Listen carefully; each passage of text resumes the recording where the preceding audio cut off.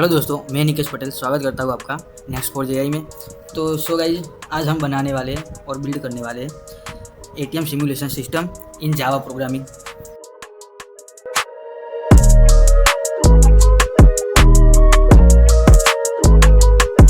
तो पहले हम समझते हैं सिस्टम के फ्लो को। सो गाइज, सिस्टम में ऐसा है कि सबसे पहले यूज़र उसका कार्ड नंबर एंटर करेगा, क्योंकि एटीएम मशीन तो हमारे पास है ना कि वो कार्ड को स्कैन करें। तो सबसे पहले यूज़र कार्ड नंबर उसका एंटर करेगा, फिर हम चेक करेंगे उसके कार्ड नंबर को कि कार्ड वैलिड है कि नहीं। जो होगा तो फिर हम पासवर्ड मांगेंगे आगे, और जो नहीं होगा तो हम इनवैलिड कार्ड जैसा मैसेज डिस्प्ले कर देंगे और ट्राई अगेन फिर से ट्राई देंगे यूज़र को नंबर एंटर करने के लिए।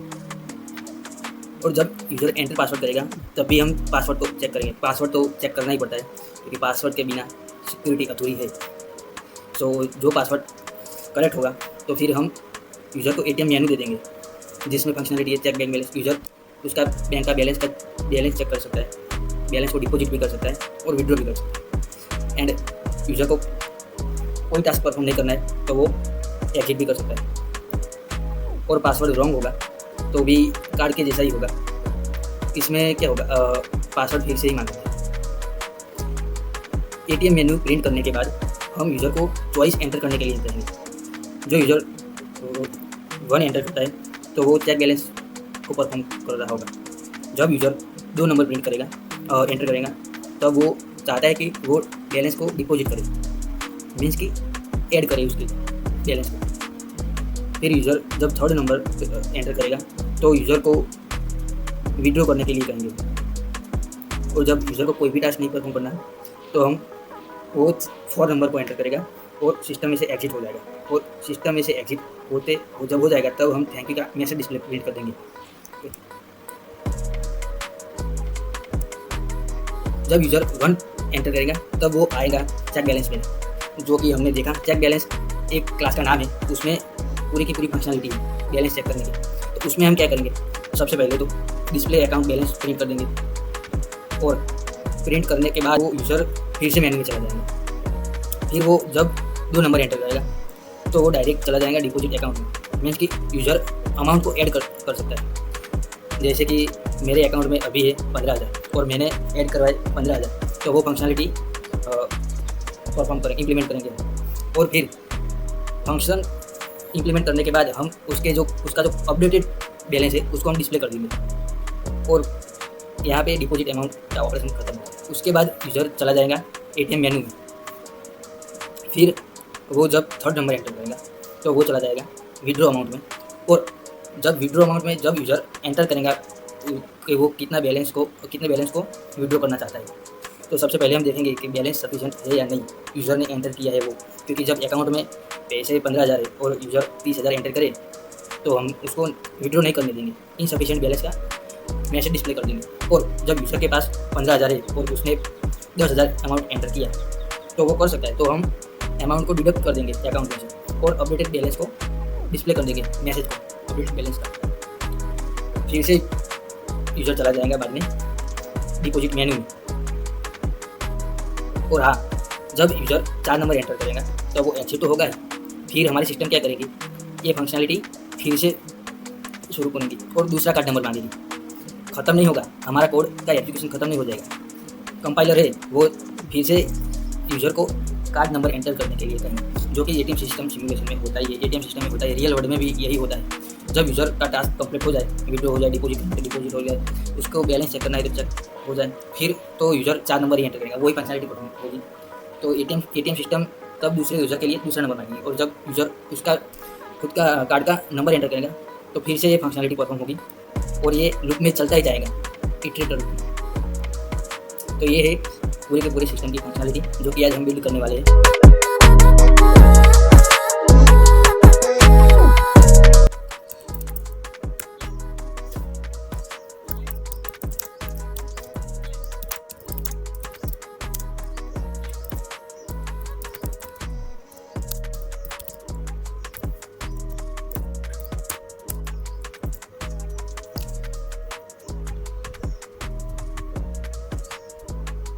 क्लास हमने बना दिया है और इसमें हम लिखेंगे पूरी की पूरी फंक्शनलिटी मेन फंक्शन की। और कॉल करेंगे सब क्लास को फॉर परफॉर्म ऑपरेशन। सो सबसे पहले तो हम लिखेंगे ट्राई और कैच, मीन्स कि ट्राई ब्लॉक में लिखेंगे कोड, जिससे कोड कभी भी एरर जनरेट करे तो हमको पता चले।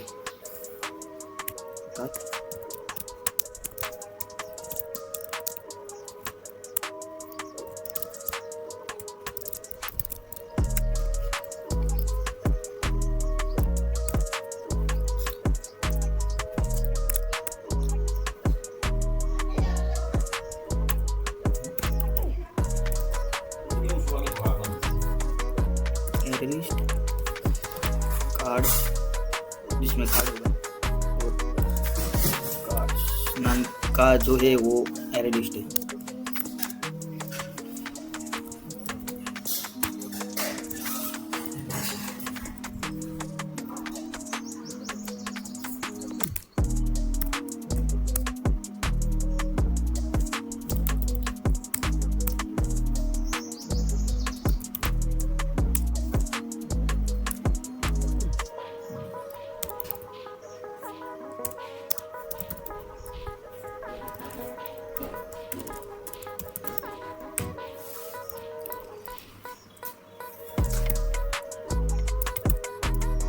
कार्ड का नंबर जो हम दे रहे हैं वो 4 टाइम 1 है।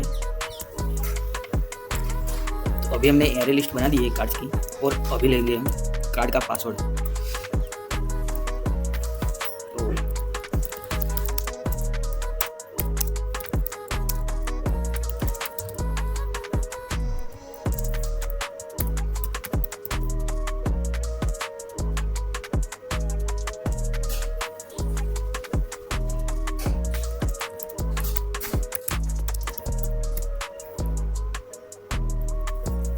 और ये जो है कार्ड का बाय डिफ़ॉल्ट बैंक बैलेंस 0।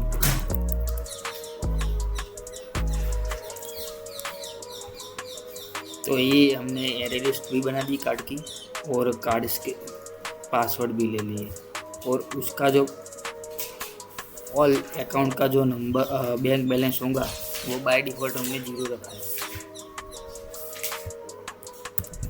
और अभी हम चेक करने वाले हैं कि यूज़र का दिया गया पासवर्ड, कार्ड नंबर और जो हमने एरे लिस्ट में स्टोर करवाया है वो दोनों इक्वल है। यूज़र ने जो कार्ड नंबर दिया वो एरे लिस्ट में जो हमने क्रिएट किया उसमें है कि नहीं वो चेक कर रहे हैं। जो हमको कार्ड नंबर मिला तो उसको हम फाउंड कार्ड में दे देंगे, फाउंड कार्ड को दे देंगे और लूप को ब्रेक कर देंगे।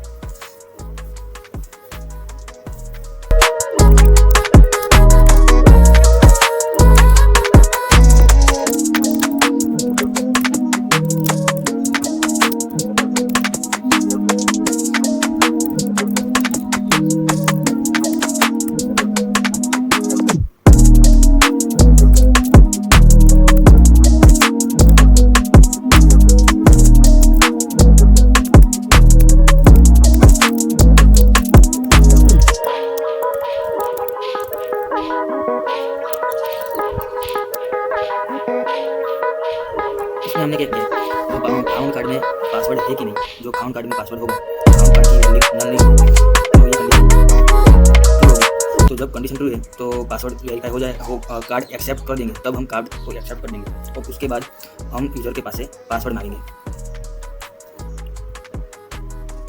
और उसके बाद हमने अकाउंट नाम का क्लास है उसका ऑब्जेक्ट बनाया है, और उसमें ये जो लिंक्ड अकाउंट है वो जो डिफाइन किया हुआ है उसको उसके साथ फाउंड कार्ड को हम लिंक करेंगे। मीन्स कि उसमें हम पासवर्ड फाउंड कार्ड जो कार्ड मिला है हमको वो लिंक्ड अकाउंट में डालेंगे उसमें, और उसके बाद हम चेक करेंगे कि पासवर्ड वैलिड है कि नहीं। जो पासवर्ड अकाउंट कार्ड के साथ इनपुट किया हुआ पासवर्ड अकाउंट के कार्ड के पासवर्ड के साथ मिल जाता है तो हम प्रिंट कर देंगे पासवर्ड इज वेरीफाइड।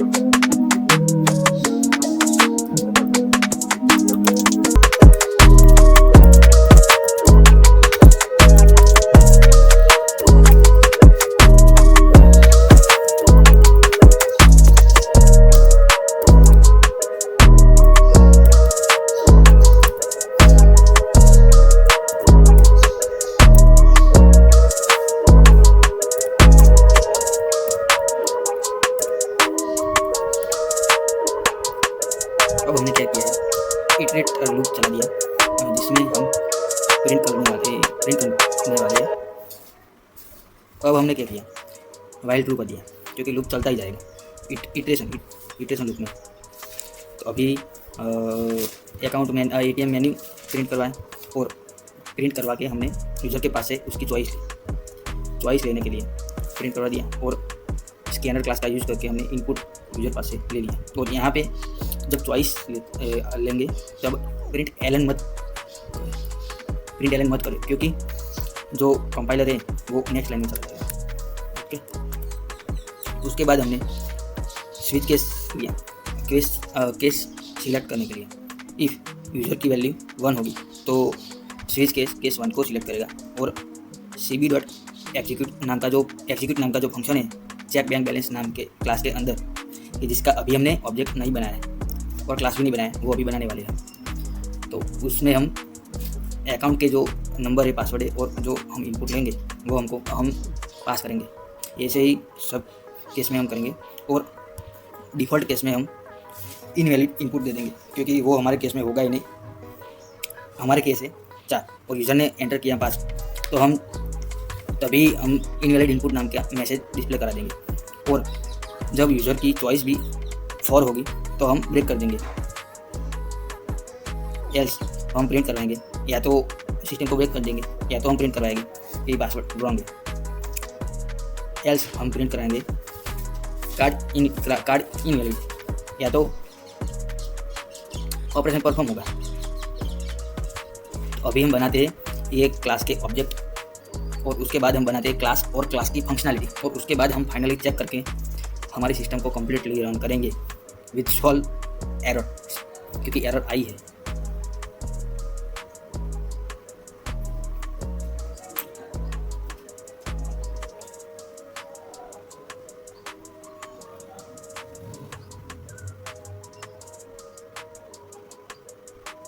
ओके,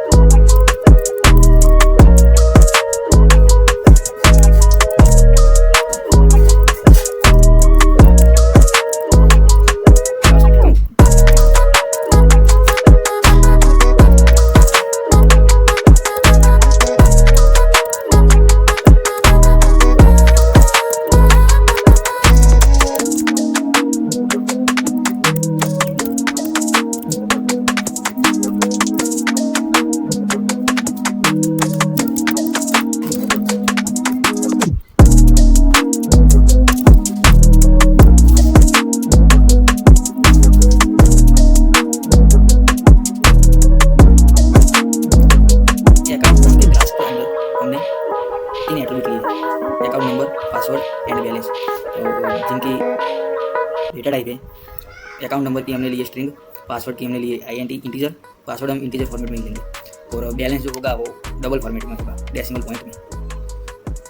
और उसके बाद हमने कंस्ट्रक्टर बनाया अकाउंट का। उसमें हमने क्या किया, जो यूजर ने दिया हुआ पासवर्ड और जो बैलेंस है वो हम ये जो क्लास के एट्रीब्यूट उसमें हम सेट करवाएंगे वैल्यू को, क्योंकि इनकी जो बाय डिफॉल्ट वैल्यू होगी पासवर्ड की वो 0 होगी क्योंकि इंटीजर, और जब स्ट्रिंग में होगा तो उसकी बाय डिफॉल्ट वैल्यू नन होगी, तो डबल की भी 0.0 या 0 होगी। तो उसके बाद हमने वैलिडेट अंडरस्कोर कार्ड नाम की मेथड क्रिएट की है। उसमें उसकी डेटा टाइप है बूलियन, जिसमें हमने जो पासवर्ड इनपुट दिया है वो हम चेक कर रहे हैं कि यूज़र ने दिया हुआ पासवर्ड इनपुट में वो जो अभी जो ये पासवर्ड नाम के वेरिएबल में है उसके साथ मैच हो रहा है, मैच की 30 डॉट पासवर्ड साथ मैच हो रहा है। यस, तो फिर हम रिटर्न कर देंगे पासवर्ड को और वेरीफाई कर देंगे, पासवर्ड इज़ वेरीफाइड वो नाम का वो मैसेज डिस्प्ले हम कर देंगे।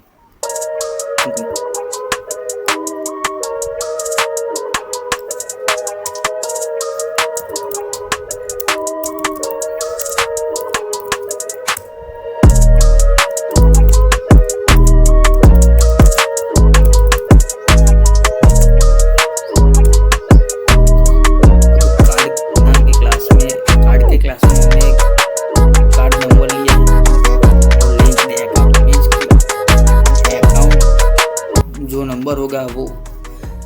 किया है, मीन्स कि लिंक्ड है अकाउंट लिंक्ड है, इसका मतलब। फिर हमने कंस्ट्रक्टर क्रिएट करके वो जो इनपुट में आई हुई वैल्यू को यूज़र के पास से वो हमने एट्रीब्यूट में सेट करवाई है, वेरिएबल, क्लास के वेरिएबल।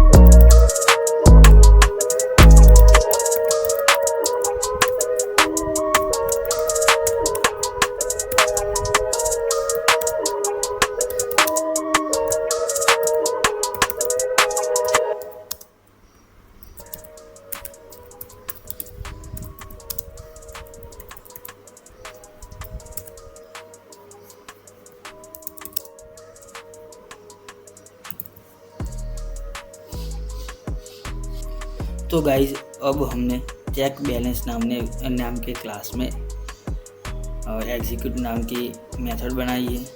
उसमें अकाउंट ACC करके जो अकाउंट नाम का वो ऑब्जेक्ट बनाया है, और क्योंकि उस ऑब्जेक्ट के क्लास के ऑब्जेक्ट वो जो ऑब्जेक्ट है वो क्लास को कॉल करेगा, और उस क्लास में जो बैलेंस नाम का जो वेरिएबल है वो डायरेक्टली कॉल होगा ACC.balance से, जिससे हम अकाउंट बैलेंस डिस्प्ले करा सकते हैं। और उसके बाद हमने डिपॉजिट क्लास बनाया है, डिपॉजिट का, उसमें भी हमने void execute नाम की मेथड बनाई है, और account ACC and scanner SC, क्योंकि इस स्कैनर क्लास की ज़रूरत हमको इस क्लास में पड़ेगी इनपुट लेने के लिए उसी में। उसके बाद हमने डिपॉजिट जो अमाउंट यूज़र के पास एंटर करवाया, और फिर हमने चेक किया है कि जो डिपॉजिट अमाउंट जो यूज़र ने एंटर किया वो ग्रेटर देन 0 तो है ना, क्योंकि माइनस में होगा तो फिर लेने के देने पड़ जाएंगे। और उसके बाद हमने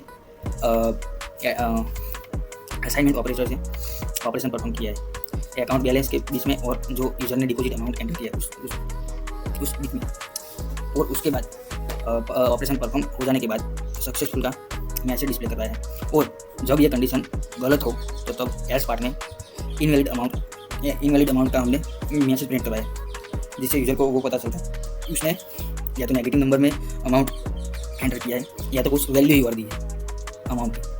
और उसके बाद हमने अपडेटेड बैलेंस प्रिंट करवाया जो कि करंट बैलेंस होगा आफ्टर डिपॉजिट होने के बाद।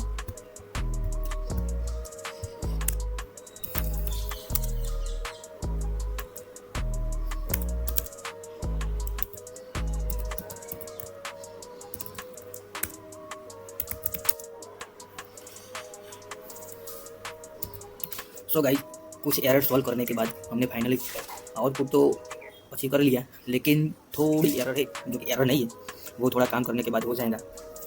सो उससे पहले हम विड्रॉ क्लास को समझ लेते हैं, क्योंकि वो हमने नहीं समझा। सो विड्रॉ क्लास में हमने क्या किया, उसमें भी void execute नाम की मेथड को इम्प्लीमेंट किया है। उसमें हमने अकाउंट नंबर लिया है, अकाउंट ऑब्जेक्ट बनाया है, अकाउंट क्लास स्कैनर क्लास लिया है और इनपुट। और उसमें भी विड्रॉ अमाउंट लेने के बाद हमने चेक किया है कि जो एंटर किया गया अमाउंट है डिपॉजिट विड्रॉ करने के लिए वो ग्रेटर देन 0 है, एंड जो अमाउंट है एंटर किया गया वो अमाउंट वो अकाउंट का जो करंट बैलेंस है उससे कम है। वो दोनों हमको कंडीशन चेक करनी है, और जब कंडीशन ट्रू हो जाएगी तो तब उसके बाद हम अकाउंट के बैलेंस को विड्रॉ करेंगे, और उसके बाद प्रिंट कर देंगे अमाउंट विड्रॉ सक्सेसफुली। और इफ कंडीशन फॉल्स होगी तब हम एल्स पार्ट को एग्जीक्यूट करेंगे, और उसमें इनवैलिड और इनसफिशिएंट बैलेंस को हम डिस्प्ले करेंगे, और उसके बाद हम अकाउंट के करंट बैलेंस को हम डिस्प्ले करवा देंगे। वही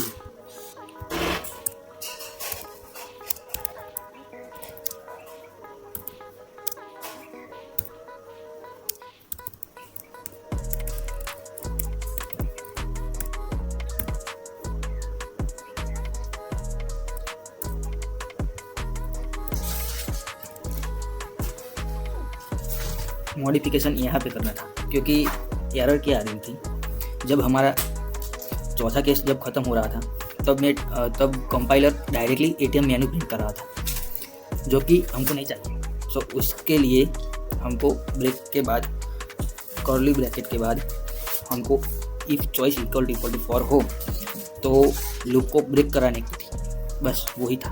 अब देखते हैं क्या होता है। ये क्या होगा, enter the card number, okay 1 2 3 4, password is verified, deposit 1 2 3 15,000, amount deposit successfully, फिर विड्रॉ 5,000, जरूर ही पड़ गई,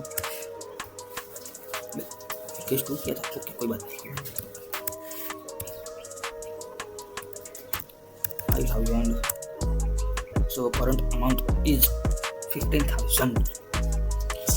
Now we can exit from the system, then it will take the card number, because we are